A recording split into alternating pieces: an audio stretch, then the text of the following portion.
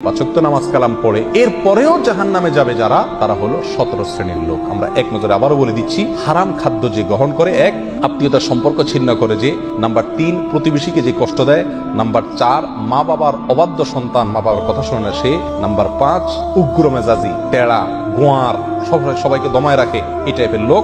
Number ৬ অধীনস্থদেরকে, প্রজাদেরকে, যে সমস্ত শাসকেরা, যে সমস্ত রাজারা, যে সমস্ত রাষ্ট্রপ্রধানেরা, সরকার প্রধানেরা বা যে যে লেভেলে আছে সে তার প্রজাদেরকে ধোঁকা দেয় যে।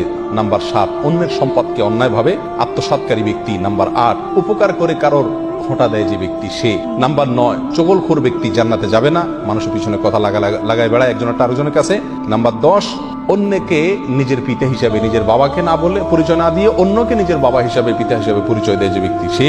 নাম্বার ১১ গর্ব এবং অহংকার করে যে ব্যক্তি, যার মনের ভিতরে অহংকার আছে, সেই জান্নাতে প্রবেশ করবে না। নাম্বার ১২ রাসূলুল্লাহ সাল্লাল্লাহু আলাইহি সাল্লামকে যে ব্যক্তি ফলো করে না, তার নির্দেশকে মান্য করে না, সেই ব্যক্তি। নাম্বার ১৩ অকারণে তালাক কামনা করে, তালাক চায় যে মহিলা, সেই মহিলা।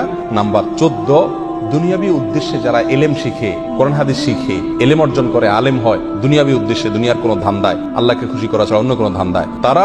নাম্বার ১৫ চুলে বা দাড়িতে কোনো জায়গায় কালো কলব, পিওর কালো কলব ব্যবহার করে যারা, তারা। এবং নাম্বার ১৬ যে কোনো ভালো কাজ করে সেখানে মানুষকে দেখানো, এটা ফলাও করা, প্রচার করা, এই উদ্দেশ্য থাকে যাদের, তারা। নাম্বার ১৭ ওয়ারিশকে বঞ্চিত করে তার হক থেকে, এরকম অভিভাবক। এই শ্রেণীর লোকেরা মুসলমান হয়েও জান্নাতি হতে পারবে না। আল্লাহ তাআলা আমাদের সবাইকে এই দুর্ভাগাদের তালিকা থেকে আমাদের নামগুলোকে বের করে আনার তৌফিক দান করুন।